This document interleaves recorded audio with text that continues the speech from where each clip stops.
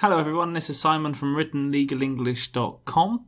Yesterday I asked you to have a look at 5 sentences with the aim of practicing your language building skills. In other words, redrafting sentences into different forms, changing nouns into verbs. Of course, this is good practice to eliminate nominalizations or to remove nouns and replace them with verbs where they should be replaced with verbs. But in general, this is a good exercise to help you develop your language skills, draft sentences in slightly different ways in order to think about how you are communicating information to your reader. So let's have a look at these sentences and see what I came up with.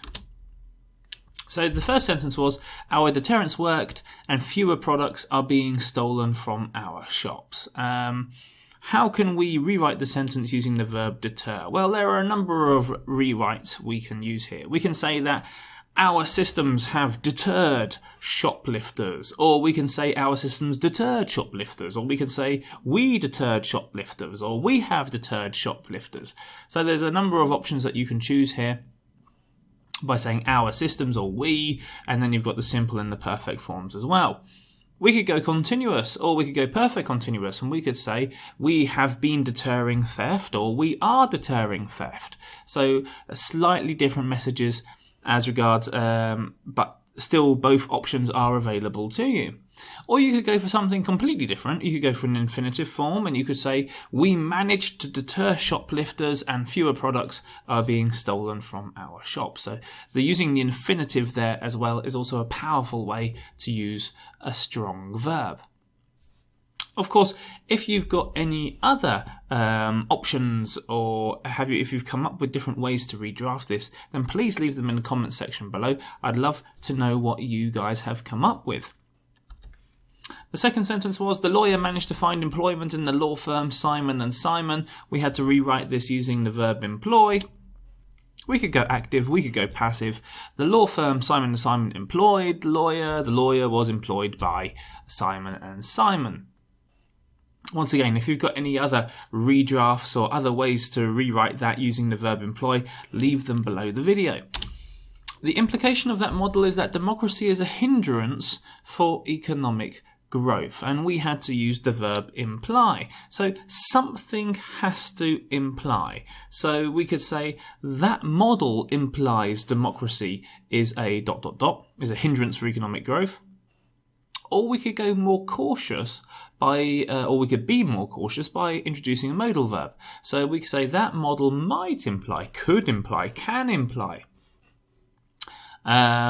must imply. So the use of modal verbs adds variation and gives you a little bit of safety as well. Or we could go for a completely different rewrite, communicating a slightly different message, saying without that model we would not have been able to imply. A typo there. Let me just correct that. And there we go. Without that model, we would not have been able to imply that democracy is a hindrance for economic growth. So you can see that's a completely different context that you're, in the first two, or the first one, you're saying this model does that. So you're presenting a fact in order to support your argument. The second one, the model might imply, it means that you're looking at that data and you're coming up with conclusions, you're coming up with possible reasons for what might happen, or predictions or forecasts or whatever they might be. But that third sentence, without that model, we would not have been able to imply that democracy is a hindrance for economic growth. We are looking back at previous work, or looking back at our previous analysis, and we've come to the conclusion that the model is the reason why we think this way. So 3 different messages by using the strong verb imply. And this is the power of being able to take a sentence and being able to redraft it in many different ways to present different messages, and that flexibility, that variation in language is key to being able to communicate very effectively and very well with your readers and with your clients. So for this sentence, we had to rewrite the sentence, the judgment was made in error, using the main verb rule, and we could say something like this: the judge ruled in error. Now, the judgment had to be given by someone. I've assumed it's a judge. It could also be another legal person who's able to make a judgment. So it could be an authority, for example. The authority passed judgment. So the judge, I decided it was the judge. You could decide it's someone else, but someone has to rule. So the judge ruled in error. Or we might come up with a different message using modal verbs by saying to rule in that way must mean that the judge erred. So here we're trying to work out what's going on to try to come to some kind of conclusion. To rule in that way could mean that the judge erred. So here this is more of an interpretive device to understand why the judge decided in such a way. So once again, two different messages using the strong verb rule. The postponement under the meeting will not be seen very well. We had to rewrite this using postpone.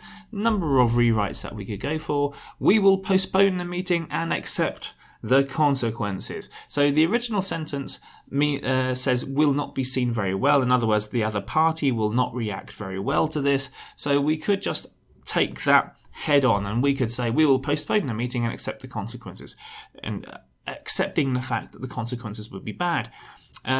We have to postpone the meeting even though it will not be seen very well. So we've got this quasi-modal of obligation.